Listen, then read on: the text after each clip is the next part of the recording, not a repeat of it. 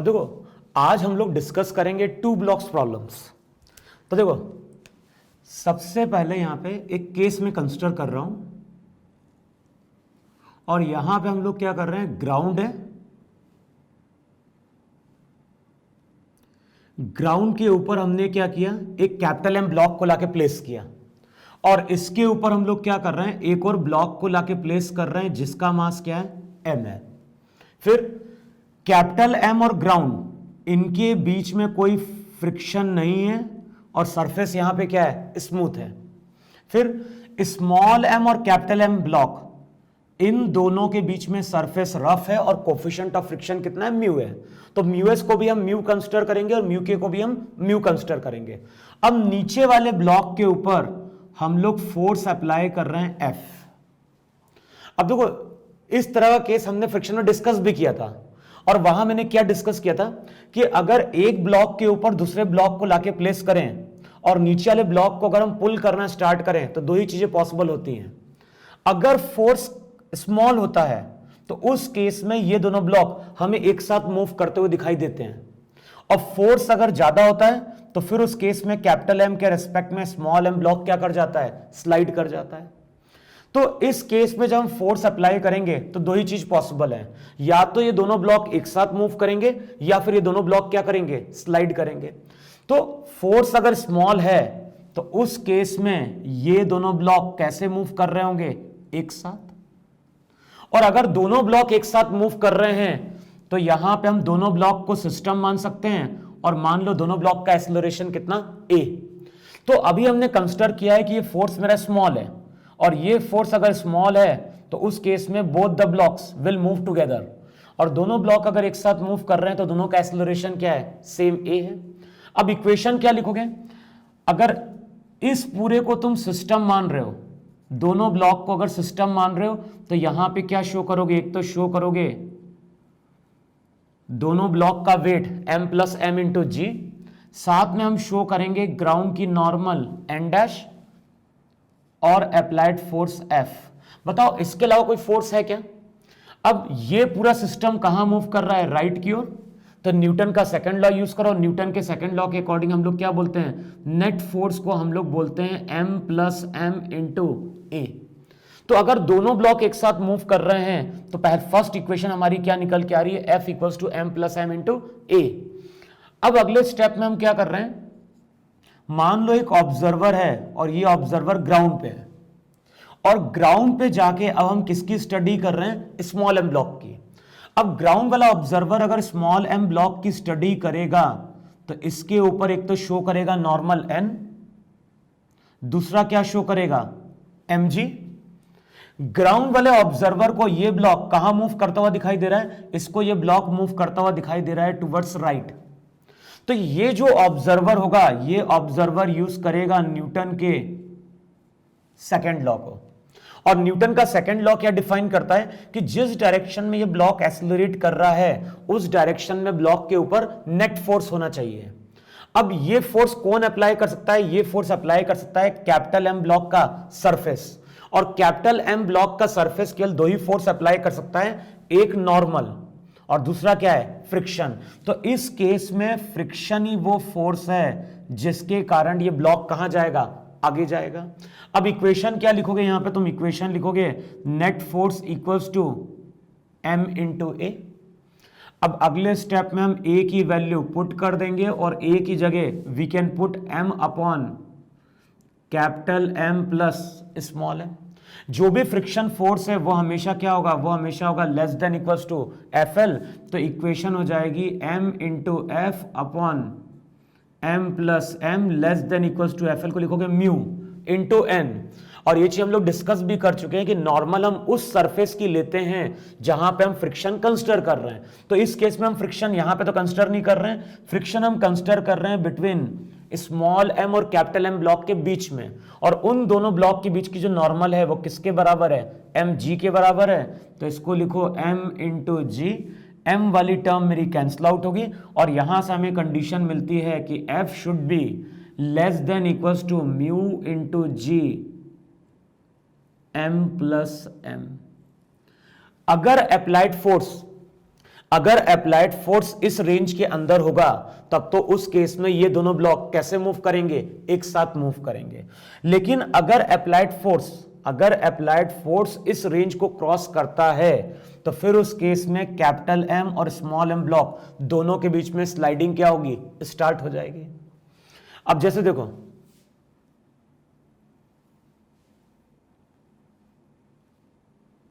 मान लो मैंने इस ब्लॉक का मास लिया 10 kg और जो ऊपर ब्लॉक है इस ब्लॉक का मास लिया 8 kg। म्यू की वैल्यू मैंने यहां पे क्या बोल दी, 0.5।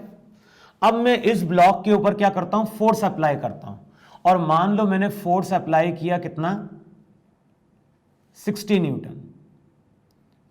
तो जैसे हम 60 न्यूटन का फोर्स अप्लाई करेंगे 10 kg ब्लॉक तो स्लाइड कर जाएगा। अब मैं अगर तुमसे पूछूं कि यहां पे दोनों ब्लॉक का एक्सेलरेशन सेम होगा या फिर एक्सेलरेशन डिफरेंट होगा, तो हम क्या करेंगे, फिर हम इस रिजल्ट को डायरेक्ट यूज कर सकते हैं।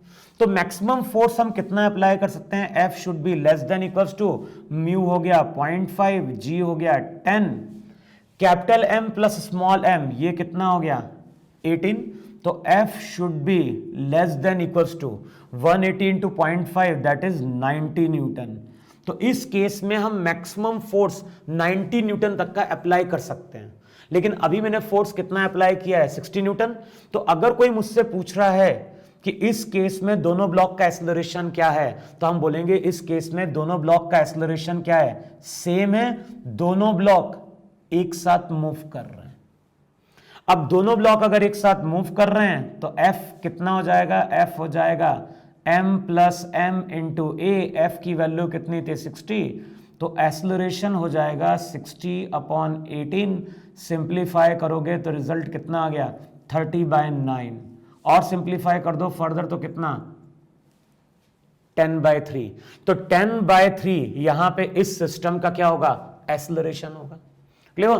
तो ये रिजल्ट कब एप्लीकेबल है, ये रिजल्ट एप्लीकेबल है जब फ्रिक्शन केवल होगा स्मॉल m और कैपिटल M के बीच में, ग्राउंड और कैपिटल M स्मूथ होना चाहिए, और कैपिटल M ब्लॉक या जो लोअर वाला ब्लॉक है उसके ऊपर हम क्या अप्लाई कर रहे हैं, फोर्स अप्लाई कर रहे हैं। तो इस रिजल्ट को नोट डाउन करो, आगे मैं कुछ प्रॉब्लम डिस्कस करूंगा जहां पे हम इस फॉर्मूले को क्या करेंगे, यूज करेंगे। क्लियर इतना? तो नोट डाउन करो पहले से। देखो नेक्स्ट इस रिजल्ट को देखो, तो जो हमने थ्योरी भी डिस्कस की है उसी पे बेस में प्रॉब्लम दे कंसिडर कर रहा हूं। तो यहां पे कैपिटल M ब्लॉक है, कैपिटल M ब्लॉक के ऊपर स्मॉल m ब्लॉक को लाके प्लेस कर दिया, सब कुछ वही है। कैपिटल M और ग्राउंड स्मूथ है, और कैपिटल M और स्मॉल m के बीच में क्या है, फ्रिक्शन है। ऊपर वाले ब्लॉक को मैंने नाम दे दिया A, नीचे वाले ब्लॉक को नाम दे दिया B। मास दिया है 8 kg, small m 2 kg, mu की वैल्यू 0.5। अब हमने दो केस कंसिडर किए हैं। फर्स्ट केस में हम फोर्स अप्लाई कर रहे हैं 40 न्यूटन, और सेकंड केस में हम फोर्स कितना अप्लाई कर रहे हैं, 100 न्यूटन। और इन दोनों ही केस में हमें करना क्या है, इन दोनों ही केस में हमें फाइंड आउट करना है acceleration of both the blocks.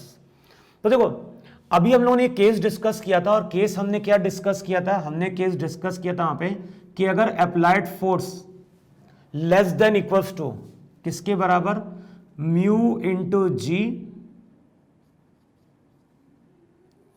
अगर अप्लाइड फोर्स इस रेंज के अंदर होगा तो उस केस में दोनों ब्लॉक कैसे मूव करेंगे, एक साथ मूव करेंगे। तो अब चेक कर लेते हैं फोर्स की रेंज क्या है। तो फोर्स जिस रेंज तक लग सकता है, म्यू की वैल्यू 0.5, जी हो गया 10, capital M plus small m।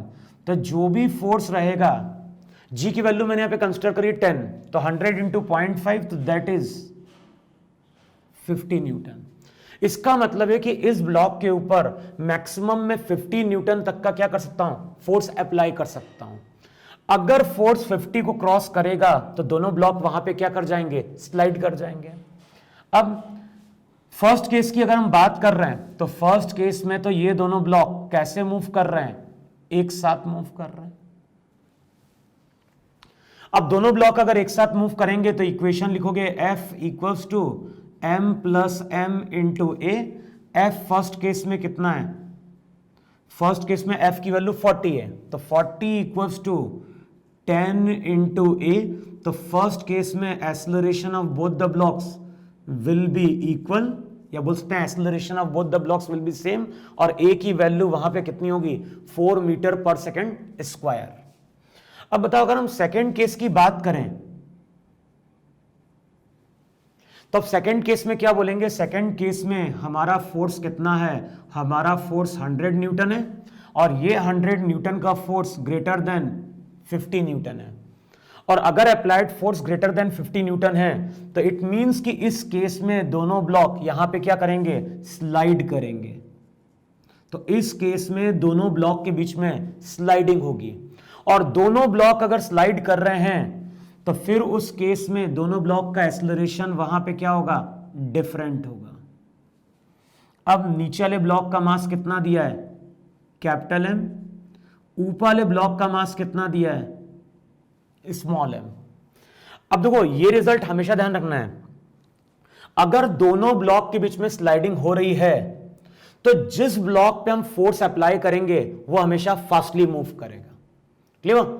अगर दो ब्लॉक के बीच में स्लाइडिंग हो रही है तो जिस ब्लॉक पे हमने फोर्स अप्लाई किया है उस ब्लॉक का एक्सेलरेशन या वो ब्लॉक हमेशा क्या होगा, फास्टली मूव करेगा। तो इस केस में हमने फोर्स किस पे अप्लाई किया है, कैपिटल एम ब्लॉक पे। तो अगर मैं स्मॉल एम ब्लॉक और कैपिटल एम ब्लॉक को कंसीडर करूं तो बताओ कौन सा ब्लॉक फास्टली मूव करेगा, तो कैपिटल एम ब्लॉक यहां पे क्या करेगा, फास्टली मूव करेगा। अब जब हम स्मॉल एम ब्लॉक की बात कर रहे हैं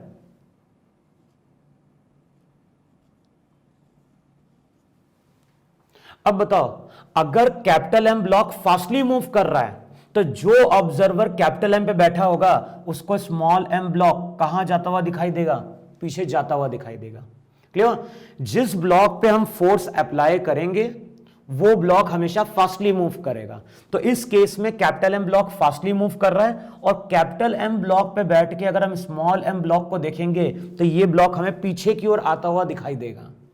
अब देखो small M block capital M block के रिस्पेक्ट में आगे जाए या फिर पीछे जाए, अगर ग्राउंड वाला ऑब्जर्वर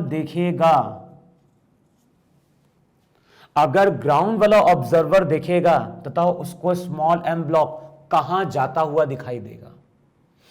अब देखो ये केस किससे सिमिलर है, ये केस सिमिलर है, मान लो कि एक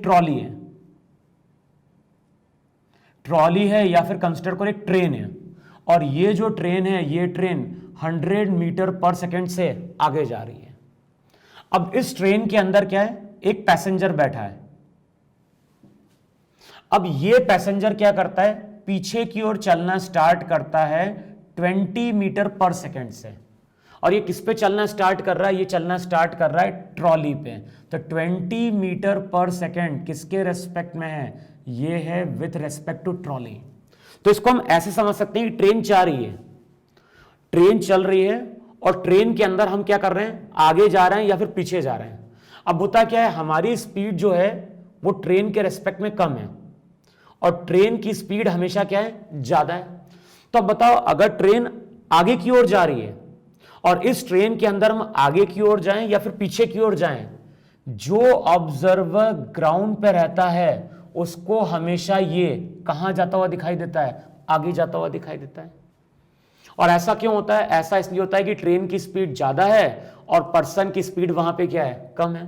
तो इस केस में पर्सन पीछे जाए या फिर आगे जाए with respect to train, ground वाले ऑब्जर्वर को ये हमेशा कहां जाता हुआ दिखाई देगा, आगे जाता हुआ दिखाई देगा। तो सेम चीज यहां पे हो रही है, capital M block fastly move कर रहा है, स्मॉल एम ब्लॉक कैसा मूव करेगा, स्लोली मूव करेगा। तो कैपिटल एम के रेस्पेक्ट में स्मॉल एम ब्लॉक भले ही पीछे जा रहा हो, लेकिन ग्राउंड वाले ऑब्जर्वर के लिए ये स्मॉल एम ब्लॉक कहां जा रहा है, आगे जा रहा है।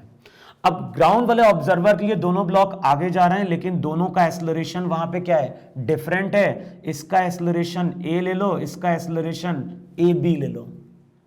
अब अगर मुझे एक्सेलरेशन फाइंड आउट करना है तो हम लोग क्या करेंगे, सबसे पहले हम फ्री बॉडी डायग्राम ड्रॉ करेंगे, किसका, ए ब्लॉक का। ए ब्लॉक का फ्री बॉडी डायग्राम ड्रॉ करोगे, एन वेट mg। ग्राउंड वाले ऑब्जर्वर को ये कहां मूव करता हुआ दिखाई दे रहा है, ये मूव करता हुआ दिखाई दे रहा है आगे की ओर। तो ग्राउंड के रेस्पेक्ट में अगर ये ब्लॉक आगे की ओर जा रहा है, इसका मतलब इस डायरेक्शन में कोई फोर्स होगा और वो फोर्स काइनेटिक फ्रिक्शन होगा। रिजल्ट ध्यान रखना, फ्रिक्शन यहां पे काइनेटिक होगा क्योंकि अब दोनों ब्लॉक के बीच में स्लाइडिंग स्टार्ट हो गई है।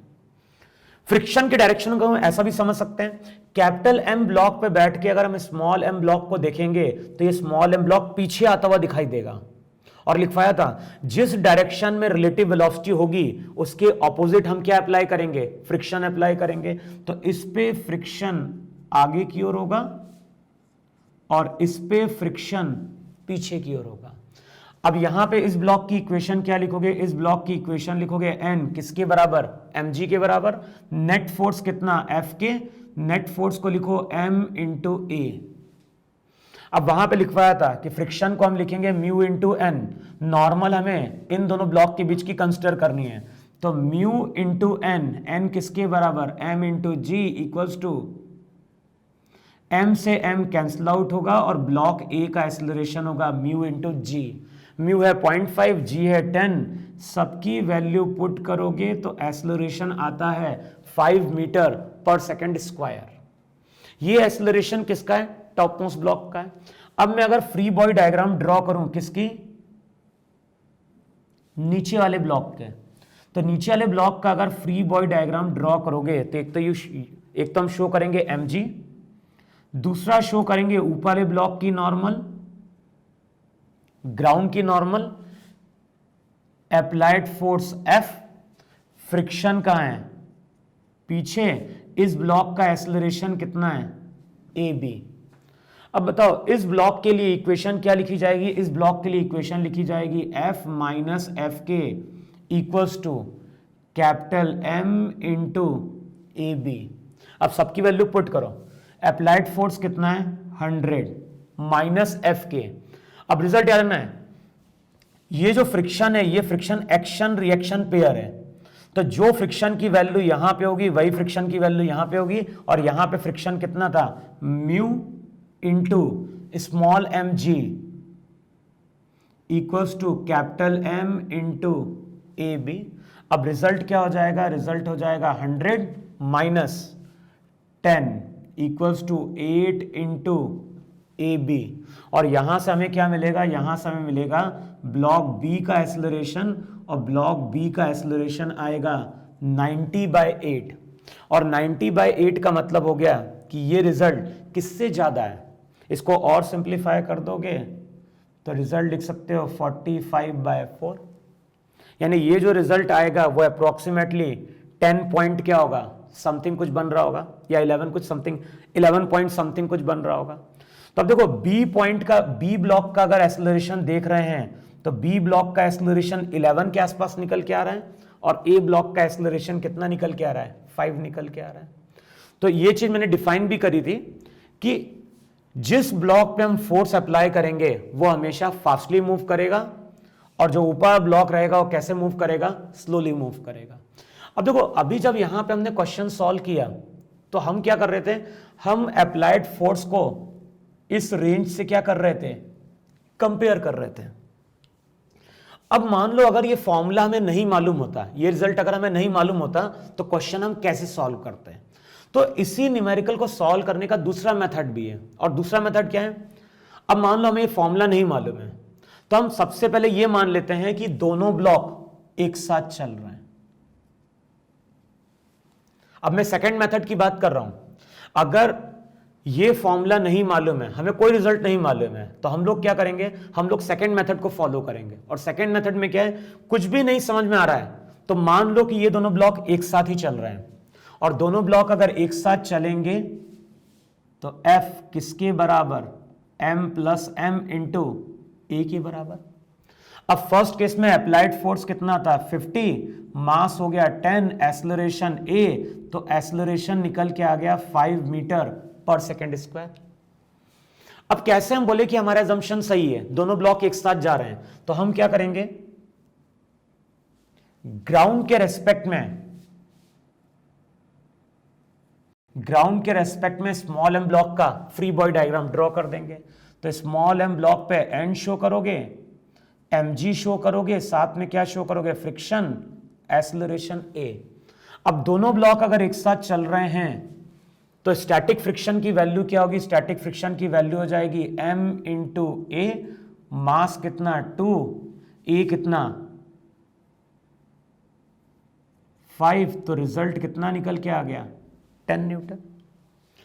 अब कैसे हम बोलें कि हमारा assumption सही है? तो जब दोनों ब्लॉक का एक्सेलरेशन सेम है तो उस केस में हम फ्रिक्शन फाइंड आउट करेंगे और इस वैल्यू को हम कंपेयर करेंगे लिमिटिंग फ्रिक्शनल फोर्स से। लिमिटिंग फ्रिक्शनल फोर्स क्या होगा? म्यू इंटू एन, म्यू की वैल्यू 0.5 और नॉर्मल कितना हो गया? नॉर्मल हो गया 20। बताओ एफएल कितना निकल के आ गया? एफएल निकल के आ गया यहां पे 10 न्यूटन। अच्छा ध्यान रखना, इस केस में फोर्स कितना था? 40 था, तो इसको करेक्शन कर दो वहां पे। ये वैल्यू हमारी कितनी थी? 40, तो ये वैल्यू कितनी आ गई? 4, और ये वैल्यू अगर 4 होगी तो ये रिजल्ट हो जाएगा 4 इंटू 2 8। तो जब दोनों ब्लॉक एक साथ चल रहे हैं तो दोनों ब्लॉक का एक्सेलरेशन 4 था, फ्रिक्शन 8 था। अब मैंने कैलकुलेट करी फ्रिक्शन की लिमिटिंग वैल्यू, और ये जो स्टैटिक फ्रिक्शन निकल के आ रहा है इसकी वैल्यू एफएल से कम है। और अगर स्टैटिक फ्रिक्शन की वैल्यू एफएल से कम है इसका मतलब हमारा assumption सही है, दोनों ब्लॉक कैसे मूव कर रहे हैं? एक साथ। अब सेकेंड केस कंसिडर करो। सेकेंड केस में अप्लाइड फोर्स कितना था? 100 equals to M into A dash. A dash कितना निकल के आ गया? 10 मीटर पर सेकेंड स्क्वायर। अब ग्राउंड के रेस्पेक्ट में ऊपर वाले ब्लॉक की स्टडी करोगे तो स्टैटिक फ्रिक्शन की वैल्यू कितनी आ गई? एम इंटू ए, फ्रिक्शन आ गया 20 न्यूटन। अब इस रिजल्ट को कंपेयर करो एफएल से। मैक्सिमम फ्रिक्शन कितना लग सकता है? 10, और इस केस में एफएस ग्रेटर देन एफएल निकल के आ रहा है, और एफएस कभी भी एफएल से ज्यादा नहीं हो सकता है। इसका मतलब है कि जो हमने assumption लिया है सेकेंड केस में वो रॉन्ग है, यानी दोनों ब्लॉक एक साथ नहीं चलेंगे और दोनों ब्लॉक क्या करेंगे? स्लाइड करेंगे, और दोनों ब्लॉक स्लाइड करेंगे तो अगेन इसी तरह से हम क्वेश्चन को क्या करेंगे? वहां पे सॉल्व करेंगे। क्लियर है इतना? तो नोट डाउन करो, फिर मैं आगे नेक्स्ट केस डिस्कस कर रहा हूं। देखो नेक्स्ट केस कंसिडर करो। नेक्स्ट केस में हमने क्या किया? चेंज किया है, और चेंज क्या कर दिया हमने? कैपिटल एम ब्लॉक के ऊपर स्मॉल एम ब्लॉक को लाके प्लेस किया। कैपिटल एम ब्लॉक का मास हमने कम कर दिया और कैपिटल एम ब्लॉक का मास हमने कर दिया 2 kg। जो ऊपर वाला ब्लॉक है, ऊपर ब्लॉक को हमने हैवी कर दिया और उसका मास कर दिया 8 kg। अभी इससे पहले हमने फोर्स अप्लाई किया था लोअर ब्लॉक के ऊपर। अब इस केस में हम क्या कर रहे हैं? फोर्स अप्लाई कर रहे हैं टॉप मोस्ट ब्लॉक पे। म्यू की वैल्यू गिवन है 0.5। फर्स्ट केस में हम फोर्स अप्लाई कर रहे हैं 40 न्यूटन, सेकेंड केस में फोर्स अप्लाई कर रहे हैं 100 न्यूटन। ये अगर ब्लॉक ए है, ये ब्लॉक मेरा क्या है? बी है। तो क्वेश्चन में क्या बोल रहा है? दोनों ही केस में हमें ब्लॉक का एक्सेलरेशन क्या करना है? फाइंड आउट करना है। अब देखो ये भी एक प्रैक्टिकल है जिसको हम करके देख सकते हैं कि मान लो एक लाइट बुक लो, एक लाइट बुक लो और लाइट बुक के ऊपर एक हैवी बुक को लाके प्लेस कर दो। तो एक लाइट बुक लो, लाइट बुक के ऊपर बहुत हैवी बुक को लाके प्लेस करो और हैवी बुक को पुल करना स्टार्ट करो। तो हम लोग ऑब्जर्व क्या करते हैं कि जैसे ही हैवी बुक को हम खींचते हैं राइट की ओर, तो उस केस में या तो ये दोनों बुक या ये दोनों ब्लॉक एक साथ चलते हैं या फिर ये दोनों ब्लॉक क्या कर जाते हैं? स्लाइड कर जाते हैं। अब मैंने क्या बोला है कि अगर हमें कोई भी कंडीशन नहीं मालूम है तो हम क्या कर सकते हैं? हम सेकेंड मेथड को यूज कर सकते हैं। और सेकेंड मेथड में हम लोग करते क्या है? हम लोग सबसे पहले ही एज्यूम कर लेते हैं कि दोनों ब्लॉक एक साथ मूव कर रहे हैं, और दोनों ब्लॉक अगर एक साथ मूव कर रहे हैं तो दोनों ब्लॉक को मान लो सिस्टम, यहां पे शो करोगे एफ, ग्राउंड की नॉर्मल और उसका वेट। ये हो गया सिस्टम का फ्री बॉडी डायग्राम।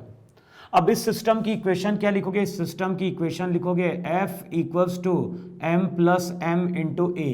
तो अगर दोनों ब्लॉक एक साथ चल रहे हैं तो उस केस में नेट फोर्स इक्वल्स टू क्या होगा? Mass into acceleration.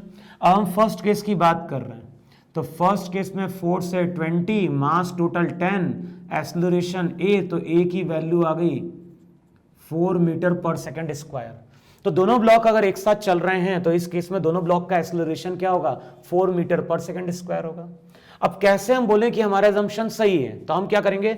फ्रिक्शन की वैल्यू फाइंड आउट करेंगे, और इस केस में इन दोनों ब्लॉक के बीच में अगर कोई स्लाइडिंग नहीं हो रही है तो फ्रिक्शन का नेचर हमारा कैसा होगा? स्टैटिक होगा। तो अगर दोनों ब्लॉक एक साथ मूव कर रहे हैं तो हम स्टैटिक फ्रिक्शन की वैल्यू फाइंड आउट करेंगे, और उस वैल्यू को हम कंपेयर करेंगे फ्रिक्शन की लिमिटिंग वैल्यू से। अगर फ्रिक्शन की वैल्यू लिमिटिंग से कम हुई तो एजम्पशन सही है, इट मींस कि दोनों ब्लॉक एक साथ मूव करेंगे। और अगर फ्रिक्शन की वैल्यू लिमिटिंग फ्रिक्शन से क्या हो रहा है, अगर फ्रिक्शन की वैल्यू लिमिटिंग से ज्यादा आ रही है, इसका मतलब हमारा एजम्पशन रॉन्ग है और दोनों ब्लॉक के बीच में क्या हो रही होगी, स्लाइडिंग हो रही होगी। अब फ्रिक्शन का अगर मुझे फ्रिक्शन की वैल्यू फाइंड आउट करनी है तो हम क्या करें, ग्राउंड के रेस्पेक्ट में कैपिटल एम ब्लॉक की स्टडी कर लो।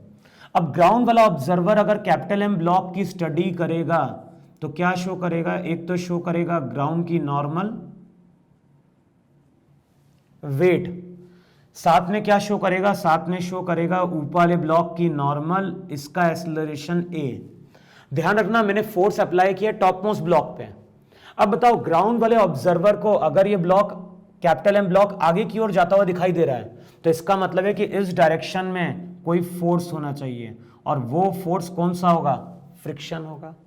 अब दोनों ब्लॉक अगर एक साथ मूव कर रहे हैं तो इक्वेशन लिखी जाएगी F S equals to M into A.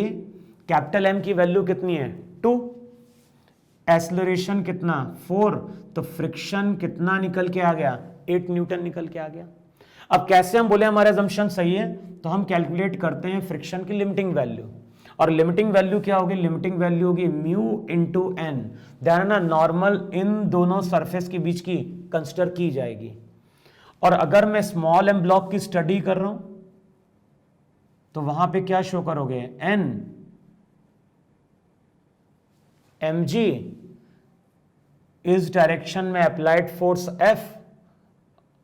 Capital M block पे फ्रिक्शन आगे लग रहा है तो इस पे फ्रिक्शन कहां लग रहा है, पीछे, एक्सेलरेशन आगे की ओर, और एन किसके बराबर है, एम जी के बराबर है। तो लिमिटिंग फ्रिक्शन कितना हो जाएगा, लिमिटिंग फ्रिक्शन हो जाएगा म्यू, और नॉर्मल कितना हो गया, नॉर्मल हो गया 8 इंटू जी यानी 80, और 80 इंटू 0.5 दैट इज 40 न्यूटन। हमने जो फ्रिक्शन कैलकुलेट किया है वो लेस देन एफ एल है, इसका मतलब है हमारा असम्पशन सही है और दोनों ब्लॉक कैसे मूव कर रहे हैं, एक साथ। तो अगर मैं फर्स्ट केस की बात कर रहा हूं जब अप्लाइड फोर्स 20 न्यूटन है तो उस केस में acceleration of block A equals to acceleration of block B, और इसकी वैल्यू कितनी है, इसकी वैल्यू है 4 मीटर पर सेकेंड स्क्वायर। देखो यही कि नहीं है। अब हम सेकेंड केस में चेक करते हैं। सेकेंड केस में हमने फोर्स कितना अप्लाई किया है, 100 न्यूटन। तो रिजल्ट लो वहां पे हम। सेकेंड केस में अगर फोर्स 100 न्यूटन होगा तो फोर्स को लिखो m इंटू ए डैश कितना आ गया, फिर से इस इक्वेशन को यूज करो। फ्रिक्शन क्या हो जाएगा, फ्रिक्शन हो जाएगा कैपिटल M इंटू ए, तो 2 इंटू 10 कितना 20 न्यूटन। अब इसको कंपेयर करो तो ये जो फ्रिक्शन है, ये जो फ्रिक्शन है वो अभी भी लिमिटिंग से कम है। इसका मतलब है कि अगर मैं 100 न्यूटन का फोर्स अप्लाई करूंगा तो उस केस में भी दोनों ब्लॉक एक साथ मूव करेंगे, यानी अभी भी दोनों ब्लॉक के बीच में स्लाइडिंग स्टार्ट नहीं हुई है, और दोनों ब्लॉक अगर एक साथ मूव कर रहे हैं तो उनका एक्सेलरेशन होगा 10 मीटर पर सेकेंड स्क्वायर। क्लियर? तो फर्स्ट केस में भी दोनों ब्लॉक एक साथ मूव कर रहे हैं, सेकंड केस में भी दोनों ब्लॉक क्या कर रहे हैं, एक साथ मूव कर रहे हैं। अब ऐसा तो नहीं कि हमेशा दोनों ब्लॉक एक साथ मूव करते रहेंगे। तो मान लो थर्ड केस की हम बात कर रहे हैं, और थर्ड केस में अप्लाइड फोर्स मान लो अप्लाई कर दो 300 न्यूटन। अब अगर अप्लाइड फोर्स 300 न्यूटन का है तो चेक करो equation, net force equals to m plus M into A. तो दोनों ब्लॉक अगर एक साथ चल रहे हैं तो एक्सेलरेशन हो गया 300/10 दैट इज 30 मीटर पर सेकेंड स्क्वायर। फ्रिक्शन की वैल्यू कैसे मिलेगी, ग्राउंड के रेस्पेक्ट में कैपिटल एम ब्लॉक की स्टडी करोगे तो फ्रिक्शन हो जाएगा कैपिटल एम इंटू ए, और 2 इंटू 30 कितना हो गया 60 न्यूटन। और ये जो मेरा फ्रिक्शन निकल के आ रहा है ये फ्रिक्शन एफएल से ज्यादा है, इसका मतलब है कि दोनों ब्लॉक के बीच में क्या होगी, स्लाइडिंग हो जाएगी। तो जब हम थर्ड केस में अप्लाइड फोर्स 300 न्यूटन को करते हैं तो उस केस में स्टैटिक फ्रिक्शन लिमिटिंग को क्रॉस कर जाता है। इसका मतलब है कि हमारा एजम्पशन रॉन्ग है और दोनों ब्लॉक क्या कर रहे हैं, स्लाइड कर रहे हैं। अब अगर दोनों ब्लॉक स्लाइड कर रहे हैं तो दोनों ब्लॉक का एक्सेलरेशन वहां पे क्या होगा, डिफरेंट होगा। अगर दोनों ब्लॉक स्लाइड कर रहे हैं तो दोनों ब्लॉक का एक्सेलरेशन वहां पे क्या होगा, डिफरेंट होगा। और मैंने क्या लिखवाया है, जिस ब्लॉक पे हम फोर्स अप्लाई करेंगे उस ब्लॉक का एक्सेलरेशन हमेशा क्या होगा, ज्यादा होगा। तो मान लो ए ब्लॉक का एक्सेलरेशन कितना है, a1 है, टॉप वाले ब्लॉक का। अब बताओ अगर ऊपर वाला ब्लॉक क्या करता है, स्लाइड करता है, तो कैपिटल एम पे बैठ के अगर हम स्मॉल एम ब्लॉक को देखेंगे तो स्मॉल एम ब्लॉक कहां जाता हुआ दिखाई देगा। ये ब्लॉक अगर फास्टली मूव कर रहा है कैपिटल एम के रेस्पेक्ट में, तो कैपिटल एम के रेस्पेक्ट में स्मॉल एम ब्लॉक आगे जा रहा है, और जिस डायरेक्शन में मूव करता हुआ दिखाई देगा उसके ऑपोजिट हम क्या अप्लाई करेंगे, काइनेटिक फ्रिक्शन। तो स्मॉल एम पे काइनेटिक फ्रिक्शन अगर पीछे है तो कैपिटल एम पे काइनेटिक फ्रिक्शन क्या होगा, आगे होगा। और कैपिटल एम ब्लॉक पे अगर काइनेटिक फ्रिक्शन आगे लग रहा है तो कैपिटल एम ब्लॉक भी कहां जाएगा, ग्राउंड के रेस्पेक्ट में आगे जाएगा। तो अब मान लो कि ग्राउंड के रेस्पेक्ट में ऊपर वाले ब्लॉक का एक्सेलरेशन a1, नीचे वाले ब्लॉक का एक्सेलरेशन a2।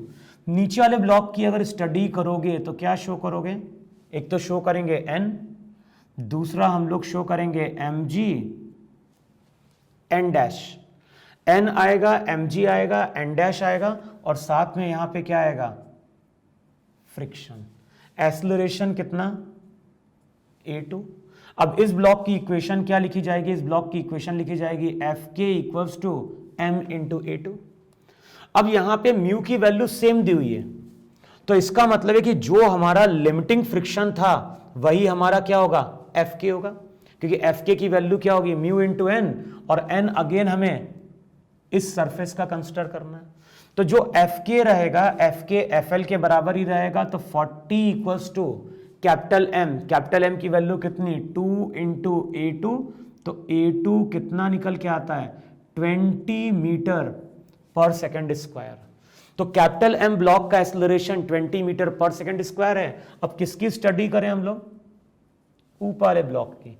तो ऊपर वाले ब्लॉक पे शो करोगे n, फिर शो करोगे mg, इस डायरेक्शन में f, इस डायरेक्शन में fk। f की वैल्यू कितनी है, अप्लाइड फोर्स दिया है 300, fk की वैल्यू 40, किसके बराबर, ये हो जाएगा मास इनटू एक्सेलरेशन। तो a1 की वैल्यू आ गई 260/8। 260/8 का मतलब क्या हो गया, इसको और सिंप्लीफाई कर दो तो ये हो जाएगा 130/4, और सिंप्लीफाई करोगे तो रिजल्ट कितना आएगा, अप्रॉक्सीमेटली अगर चेक करोगे तो ये कितना हो गया 65/2। तो ये जो वैल्यू निकल के आएगी a1 की वो a2 से जहाँ निकल के आएगी, ये वैल्यू कितनी आ गई, ये वैल्यू हो जाएगी 32.5। चेक करो यही है कि नहीं है वहाँ पे 62। तो ऊपर वाले ब्लॉक का एक्सेलरेशन निकल के आएगा 32.5 मीटर पर सेकेंड स्क्वायर, और नीचे वाले ब्लॉक का एक्सेलरेशन कितना निकल के आ रहा है, 20 निकल के आ रहा है। और यही मैंने डिस्कस किया था कि जिस पे फोर्स लगेगा उसका एक्सेलरेशन हमेशा क्या होगा, ज्यादा होगा। क्लियर। तो अगर हमें कोई भी कंडीशन नहीं मालूम है तो हम लोग क्या करेंगे, हम लोग यही चीज मान लेंगे कि अगर दोनों ब्लॉक मूव कर रहे हैं तो एक साथ मूव कर रहे हैं। फ्रिक्शन स्टैटिक होगा, उसकी वैल्यू को कैलकुलेट करो और उस वैल्यू को कंपेयर करो एफएल से। अगर स्टैटिक फ्रिक्शन एफएल से कम आता है तो अजम्पशन सही है, यानी दोनों ब्लॉक एक साथ मूव कर रहे हैं। लेकिन अगर स्टैटिक फ्रिक्शन जैसे इस केस में था कि जो स्टैटिक फ्रिक्शन था वो लिमिटिंग से ज्यादा निकल के आया था, तो हमें मालूम चल गया कि दोनों ब्लॉक स्लाइड कर रहे हैं। अब दोनों ब्लॉक स्लाइड कर रहे हैं तो ये भी रिजल्ट हमें मालूम है कि जिस पे फोर्स लगेगा उसका एक्सेलरेशन ज्यादा होगा। तो वहां से हम फ्रिक्शन का डायरेक्शन डिसाइड कर लेंगे, और फ्रिक्शन का डायरेक्शन मालूम है तो हम दोनों ब्लॉक के मोशन को क्या कर सकते हैं, एज्यूम कर सकते हैं। यहाँ पे क्लियर है इतना, तो नोट डाउन कर लो इतना यहाँ पे। अब देखो नेक्स्ट इस केस को देखो, यहाँ पे अगेन क्या है, दो ब्लॉक हैं, नीचे वाले ब्लॉक का मास 8 kg है, ऊपर वाले ब्लॉक का मास 2 kg है। कैपिटल एम ब्लॉक के ऊपर हम अप्लाई कर रहे हैं 40 न्यूटन। लेकिन अब हमने क्या चेंज कर दिया है, इससे पहले जो हमने जितने भी केस कंसिडर किए वहां पे फ्रिक्शन केवल दोनों ब्लॉक के बीच में था और ग्राउंड हमारा क्या था, फ्रिक्शनलेस था। अब हम क्या कर रहे हैं, ग्राउंड को भी रफ कंसिडर कर रहे हैं और म्यू की वैल्यू दी हुई है 0.5। स्मॉल एम और कैपिटल एम ब्लॉक इनके बीच का सरफेस भी क्या है, रफ है और म्यू की वैल्यू कितनी है, 0.4। अप्लाइड फोर्स मेरा 40 न्यूटन है और मुझे यहां पे क्या फाइंड आउट करना है, मुझे फाइंड आउट करना है find out frictional force acting on block ए। तो बताना है ब्लॉक ए के ऊपर फ्रिक्शन कितना लग रहा है। क्लियर होता ना। अब मुझे अगर ब्लॉक ए के ऊपर फ्रिक्शन फाइंड आउट करना है कि कितना एक्ट कर रहा है, तो सबसे पहले हम लोग ये चेक करते हैं कि कैपिटल एम ब्लॉक मूव करेगा या मूव नहीं करेगा, क्योंकि जब तक कैपिटल एम ब्लॉक मूव नहीं करेगा स्मॉल एम ब्लॉक भी क्या होगा, मूव नहीं कर पाएगा। और सबसे पहले यहां पे यही करो, ये चेक करो कि ये सिस्टम मूव कब करेगा, यानी कैपिटल एम ब्लॉक मूव कब करेगा। तो कैपिटल एम ब्लॉक के ऊपर हम फोर्स अप्लाई कर रहे हैं एफ। इन दोनों के बीच का फ्रिक्शन क्या हो गया, इंटरनल। कैपिटल एम के ऊपर ग्राउंड क्या अप्लाई कर सकता है, ग्राउंड अप्लाई कर सकता है फ्रिक्शन। मान लो इस फ्रिक्शन को हम डिनोट कर रहे हैं किससे, एफ डैश से। अब इस फ्रिक्शन की लिमिटिंग वैल्यू क्या होगी, इस फ्रिक्शन की लिमिटिंग वैल्यू होगी म्यू इनटू इस सरफेस की नॉर्मल। और इस सरफेस की अगर नॉर्मल अगर तुमने एन डैश ली है तो एन डैश किसके बराबर होगा, N dash M plus M into G के बराबर होगा। दोनों का ही मैंने सिस्टम माना है वहां पे। तो ग्राउंड की जो नॉर्मल होगी वो हो जाएगी 10 इंटू जी। तो फ्रिक्शन फोर्स लिमिटिंग कितना निकल के आ गया, 50 न्यूटन। तो जो भी फ्रिक्शन फोर्स है, friction force capital M block पे कितना लग सकता है, 50 न्यूटन लग सकता है। अब जो कैपिटल एम ब्लॉक है उस पे हम फोर्स अप्लाई कर रहे हैं 40 न्यूटन। और ग्राउंड जो है, ग्राउंड इस ब्लॉक के ऊपर फ्रिक्शन फोर्स अप्लाई कर सकता है एफ डैश, और उसकी मैक्सिमम वैल्यू कितनी है, 50। अब कैपिटल एम ब्लॉक तो तभी स्लाइड कर पाएगा जब अप्लाइड फोर्स इस फ्रिक्शन की वैल्यू को क्या करेगा, क्रॉस करेगा। तो इस केस में जो एफ है उसकी वैल्यू एफ डैश एल से क्या है, कम है। इसका मतलब है कि जो भी ब्लॉक है ये ब्लॉक रेस्ट में रहेगा, और ब्लॉक अगर रेस्ट में रहेगा तो यहां फ्रिक्शन क्या हो गया, स्टैटिक हो गया। अब ग्राउंड ने जो भी फ्रिक्शन अप्लाई किया उसकी वैल्यू 40 न्यूटन है, यही कि नहीं है। अब हम क्या करेंगे, अब हम स्टडी करते हैं किसकी, स्मॉल एम ब्लॉक की। और स्मॉल एम ब्लॉक की स्टडी हम कहां पे जाके कर रहे हैं, स्मॉल एम ब्लॉक की स्टडी हम ग्राउंड पे जाके कर रहे हैं। ग्राउंड के रेस्पेक्ट में अगर हम स्मॉल एम ब्लॉक की स्टडी करेंगे तो शो करेंगे एन एम जी। अब बताओ कैपिटल एम ब्लॉक के ऊपर हम फोर्स अप्लाई कर रहे हैं, अगर कैपिटल एम ब्लॉक ही नहीं चल पाया तो स्मॉल एम ब्लॉक चल पाएगा क्या। स्मॉल एम ब्लॉक तभी मूव करेगा जब कैपिटल एम ब्लॉक क्या करेगा, मूव करेगा। और मूवमेंट अगर स्टार्ट होगा तो जब इस किसी फोर्स पे अगर ये ब्लॉक मूव करेगा तो उस केस में ये दोनों ब्लॉक एक साथ मूव करेंगे। क्लियर। मैंने क्या एक्सप्लेन किया, मैंने एक्सप्लेन किया कि इस केस में ये ब्लॉक मूव नहीं कर पा रहा है। अगर मान लो फोर्स 50 से ज्यादा होता तो ये ब्लॉक स्लाइड करता, लेकिन अगर ये ब्लॉक चलना स्टार्ट करेगा तो सबसे पहला केस क्या बनेगा, सबसे पहला केस बनेगा कि ये दोनों ब्लॉक एक साथ चलेंगे। फिर अगर फोर्स बहुत ज्यादा हुआ तब जाके small M block capital M block पे क्या करेगा, स्लाइड करेगा। तो सबसे पहले अगर कैपिटल एम ब्लॉक मूव करेगा तभी जाके स्मॉल एम ब्लॉक भी क्या करेगा, मूव करेगा। फिर जाके वहां पे क्या होगी, स्लाइडिंग लार्ज फोर्स पे क्या होगी, स्टार्ट होगी। तो अगर कैपिटल एम ब्लॉक ही नहीं मूव कर पाया तो स्मॉल एम ब्लॉक मूव करेगा क्या। तो ग्राउंड वाला ऑब्जर्वर जब स्मॉल एम ब्लॉक को देखेगा तो वो डिफाइन करेगा कि इसका एक्सेलरेशन तो 0 है। देखो यही कि नहीं है।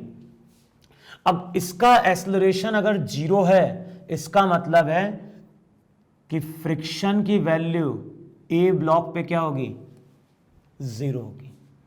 क्लियर। दूसरा दूसरा जो मेथड है इसी चीज को समझने का वो ऐसा है कि ग्राउंड वाला ऑब्जर्वर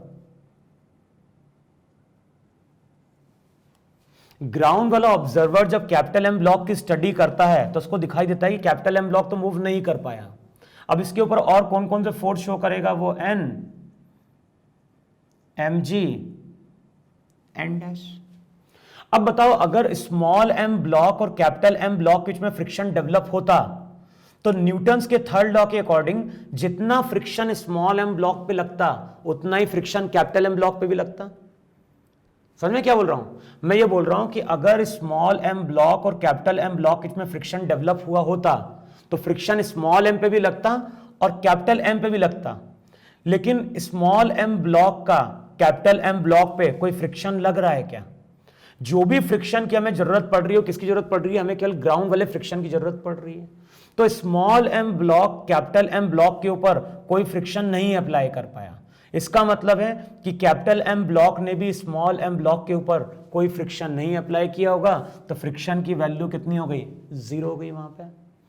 अब मान लो अगर इसी केस में बोलता कि अप्लाइड फोर्स, मान लो मैं सेकंड केस की बात कर रहा हूं, सेकंड केस में बोल रहा हूं कि अप्लाइड फोर्स मेरा 80 न्यूटन है।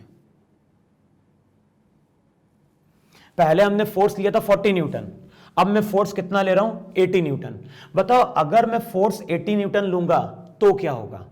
तो अब तुम लोग क्या बोलोगे? अब तुम लोग बोलोगे कि नीचे वाले ब्लॉक की अगर हम स्टडी करते हैं तो अप्लाइड फोर्स 80 है, यहां पे एफ डैश की लिमिटिंग वैल्यू कितनी हो सकती है? एफ डैश की लिमिटिंग वैल्यू 50 पॉसिबल है, और 80 एफ डैश एल से ज्यादा है। इसका मतलब है कि जैसे ही 80 न्यूटन का हम फोर्स अप्लाई करेंगे कैपिटल एम ब्लॉक तो अब क्या करेगा? स्लाइड करेगा।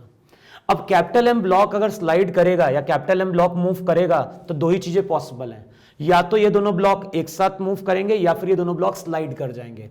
फोर्स अगर कम हुआ तो दोनों ब्लॉक एक साथ मूव करेंगे, फोर्स अगर ज्यादा होगा तब जाके स्मॉल एम और कैपिटल एम के बीच में क्या होगी? स्लाइडिंग स्टार्ट होगी। तो मान लेते हैं अभी कि दोनों ब्लॉक एक साथ चल रहे हैं, और दोनों ब्लॉक अगर एक साथ चलेंगे तो एक्सेलरेशन कितना? ए। दोनों ब्लॉक को मान लो सिस्टम। अब बताओ दोनों ब्लॉक को अगर सिस्टम मानोगे तो इस डायरेक्शन में अप्लाइड फोर्स, इन दोनों के बीच का friction internal, ground capital M block के ऊपर क्या अप्लाई करेगा? काइनेटिक फ्रिक्शन अप्लाई करेगा। एक्सेलरेशन कितना? ए। अब इक्वेशन क्या लिखी जाएगी? अप्लाइड फोर्स कितना? 80 minus F dash K equals to total mass into acceleration. अब ध्यान है ना, म्यू की वैल्यू यहां पे 0.5 ही है, तो म्यू एस भी हमें 0.5 लेना है, म्यू के भी 0.5 लेना है। तो इसका मतलब है कि जो फ्रिक्शन की लिमिटिंग वैल्यू थी वही अगले स्टेप में हमारी क्या होगी? काइनेटिक फ्रिक्शन होगा। कि काइनेटिक फ्रिक्शन का फॉर्मूला क्या था? म्यू इनटू एन, और इस सरफेस की नॉर्मल किसके बराबर है? इस सरफेस की जो भी नॉर्मल आएगी वो किसके बराबर आएगी? 100 के बराबर निकल के आएगी। तो 100 इंटू 0.5 अगेन क्या देगा? 50। तो रिजल्ट आ गया 80 माइनस 50 इक्वल्स टू 10 इंटू ए की वैल्यू कितनी निकल के आ गई? 3 मीटर पर सेकेंड स्क्वायर। तो अगर ये दोनों ब्लॉक एक साथ मूव कर रहे हैं, अगर ये दोनों ब्लॉक एक साथ मूव कर रहे हैं तो एक्सेलरेशन सिस्टम का 3 मीटर पर सेकेंड स्क्वायर होगा। अब कैसे हम बोलें कि हमारा अजम्पशन सही है, दोनों ब्लॉक एक साथ चल रहे हैं, तो हम किसकी स्टडी करें? हम स्टडी करें कैपिटल एम ब्लॉक की या फिर स्मॉल एम ब्लॉक की? तो स्मॉल एम ब्लॉक की स्टडी करो। स्मॉल एम ब्लॉक पे एक तो शो करोगे एन, दूसरा शो करोगे एम जी। ये कहां जा रहा है? आगे की ओर। तो फ्रिक्शन यहां पे क्या होगा? स्टैटिक होगा। और ये भी कहां लग रहा होगा? आगे की ओर या राइट की ओर लग रहा होगा, क्योंकि फ्रिक्शन ही वो फोर्स है जो स्मॉल एम ब्लॉक को क्या करेगा? आगे मूव कराएगा। अब न्यूटन का सेकंड लॉ यूज करोगे तो force equals to mass into acceleration. अब स्मॉल एम ब्लॉक और कैपिटल एम ब्लॉक के बीच में स्टैटिक फ्रिक्शन कितना निकल के आ रहा है? तो एम हो गया 2a3 6 न्यूटन। अब अगर इन दोनों ब्लॉक के बीच में अगर कोई स्लाइडिंग नहीं हो रही है तो इसका मतलब है कि ये जो फ्रिक्शन निकल के आ रहा है वो लिमिटिंग से कम होना चाहिए। लिमिटिंग कौन सा देखना है? लिमिटिंग देखना है इन दोनों ब्लॉक के बीच का। अब स्मॉल एम ब्लॉक पे अगर लिमिटिंग फ्रिक्शन कैलकुलेट करेंगे तो वो हो जाएगा म्यू इंटू नॉर्मल किसकी ली जाएगी, नॉर्मल ली जाएगी between small M block and capital M block, और यहां पे नॉर्मल किसके बराबर है, m इंटू जी के बराबर है, दैट इज 20 FL कितना निकल के आ गया 0.4 इंटू 20, तो 0.4 इंटू 20 कितना आ गया 8, और ये जो फ्रिक्शन है ये फ्रिक्शन 8 से क्या है, कम है। तो अगर दोनों ब्लॉक एक साथ चल रहे हैं तो उस केस में इन दोनों ब्लॉक के बीच में फ्रिक्शन कितना डेवलप हुआ है, 6 न्यूटन डेवलप हुआ है, और ये वैल्यू 8 से क्या है, कम है। इसका मतलब है कि हमारा assumption सही है, दोनों ब्लॉक कैसे मूव कर रहे होंगे, एक साथ मूव कर रहे होंगे। लेकिन अगर अप्लाइड फोर्स 80 से और ज्यादा हुआ तो हो सकता है कि एक टाइम आएगा जब दोनों ब्लॉक के बीच में क्या होगी, स्लाइडिंग स्टार्ट होगी, और दोनों ब्लॉक के बीच में अगर स्लाइडिंग स्टार्ट हुई तो फिर हमें वही लॉजिक यूज करना है कि इसका एक्सेलरेशन ज्यादा होगा, इसका एक्सेलरेशन कम होगा, इसके रेस्पेक्ट में ये कहां जाएगा, पीछे, तो इस पे काइनेटिक आगे, इस पे काइनेटिक पीछे, ग्राउंड का भी काइनेटिक क्या हो गया, पीछे। समझ मैं क्या बोल रहा हूं, मैंने ये बोला है कि अगर अप्लाइड फोर्स 80 को और 80 से हम और बढ़ा दें तो किसी ना किसी टाइम पे इन दोनों ब्लॉक के बीच में स्लाइडिंग स्टार्ट हो जाएगी। अब इन दोनों ब्लॉक के बीच में अगर स्लाइडिंग स्टार्ट हुई तो हमें रिजल्ट क्या यूज करना है, जिस पे फोर्स ज्यादा है उसका एक्सेलरेशन भी ज्यादा है। इसका मतलब है बी के रेस्पेक्ट में ए आगे जाएगा, नहीं सॉरी, बी के रेस्पेक्ट में ए कहां जाएगा, बी फास्टली जा रहा है, ए स्लोली जा रहा है, तो बी के रेस्पेक्ट में ए पीछे आएगा, ए पीछे आएगा तो इस पे काइनेटिक आगे, इस पे काइनेटिक आगे, तो न्यूटन्स के थर्ड लॉ के अकॉर्डिंग इस पे काइनेटिक क्या है, पीछे, ग्राउंड का भी काइनेटिक क्या हो गया, पीछे हो गया। तो ऊपर वाले ब्लॉक की इक्वेशन फिर लिख देना एफ के equals to M into A one, नीचे वाले ब्लॉक की इक्वेशन लिख देना F minus F K minus F dash K equals to M into A two. Clear? तो इस तरह से तुम देखोगे तुम्हारे पास जो भी बुक है या जो तुम लोगों को मॉड्यूल मिल रहा है या फिर जो तुम लोगों को डीपीपी या शीट्स मिल रही हैं, तो उसमें भी देखोगे कुछ क्वेश्चन दिए गए हैं जहां पे 2 ब्लॉक्स प्रॉब्लम की हम बात कर रहे हैं। तो जो भी मैंने समझाया है उसी लॉजिक को अब यूज करना, और जो मॉड्यूल या जो डीपीपी में क्वेश्चन मिल रहे हैं उस क्वेश्चन को सॉल्व करके देखना और ट्राई करने की कोशिश करना कि कितने क्वेश्चन मैक्सिमम सॉल्व हो सकते हैं तुम लोगों से, है कि नहीं। तो आगे जाके फिर हम लोग फिर कुछ केसेस कंसिडर करेंगे वहां पे, तो इतना भी नोट डाउन करो और मॉड्यूल क्वेश्चन को ट्राई करने की कोशिश करो, ठीक है। तो इतना नोट डाउन करो पहले। नेक्स्ट इस प्रॉब्लम को देखो, ये प्रॉब्लम तुम्हारे मॉड्यूल में भी दिया हुआ है और ये बहुत कॉमन प्रॉब्लम है। क्वेश्चन में क्या बोल रहा है, अगेन वही है कि कैपिटल एम ब्लॉक है, capital M block smooth surface पे है, कैपिटल एम ब्लॉक के ऊपर हमने स्मॉल एम ब्लॉक को लाके प्लेस किया, स्मॉल एम और कैपिटल एम के बीच में फ्रिक्शन है, और अब हम स्मॉल एम ब्लॉक के ऊपर वेरिएबल फोर्स अप्लाई कर रहे हैं।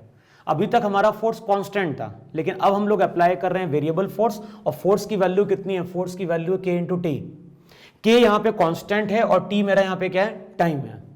अब हमें करना क्या है, तो क्वेश्चन में क्या बोल रहा है कि ये अगर ब्लॉक ए है और ये ब्लॉक बी है तो हमें ग्राफ ड्रॉ करना है, और किसका ग्राफ ड्रॉ करना है, ग्राफ हमें ड्रॉ करना है between acceleration versus time.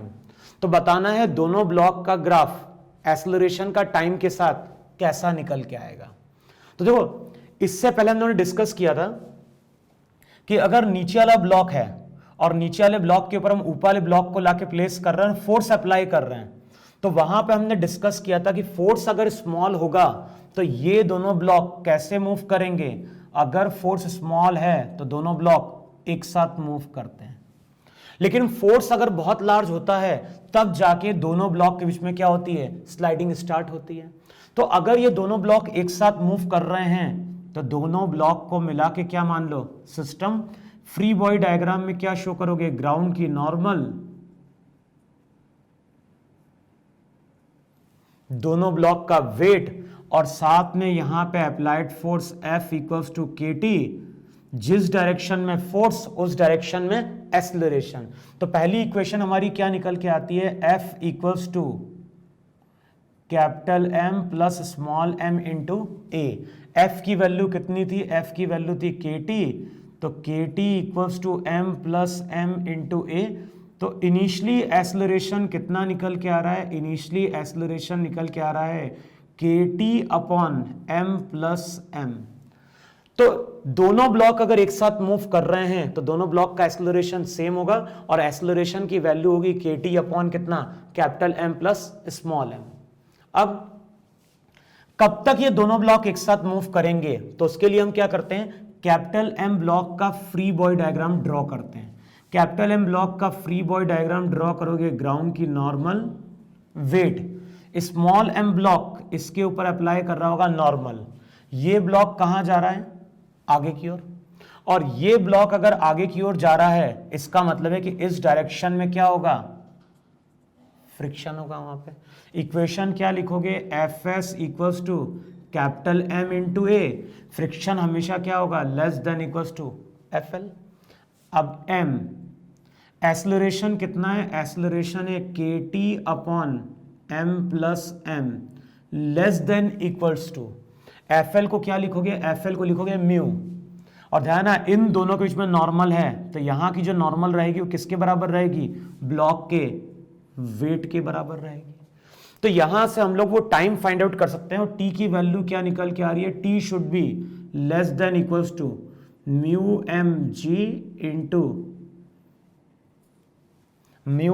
Into capital M plus small m upon k into capital M। जब तक टाइम इस रेंज के अंदर होगा तब तक ये दोनों ब्लॉक कैसे मूव करेंगे, एक साथ मूव करेंगे। और जिस टाइम पे t को हम डिनोट कर रहे हैं t नॉट से, और जिस टाइम पे टाइम हो जाएगा mu M G into capital M plus small m by कितना, के m। तो जिस टाइम पे t की वैल्यू इतनी होगी उसके बाद इन दोनों ब्लॉक के बीच में क्या होगी, स्लाइडिंग स्टार्ट हो जाएगी। और दोनों ब्लॉक अगर स्लाइड कर गए तो इसका मतलब है कि दोनों ब्लॉक का एक्सेलरेशन क्या होगा, डिफरेंट होगा। फिर ये भी मैंने डिस्कस किया था कि जिस पे फोर्स ज्यादा होगा उसका एक्सेलरेशन भी क्या होगा, ज्यादा होगा। तो अगर हम capital M block small m block को देख रहे हैं तो स्मॉल m ब्लॉक पे n mg, इस पे फोर्स कितना, k इंटू टी।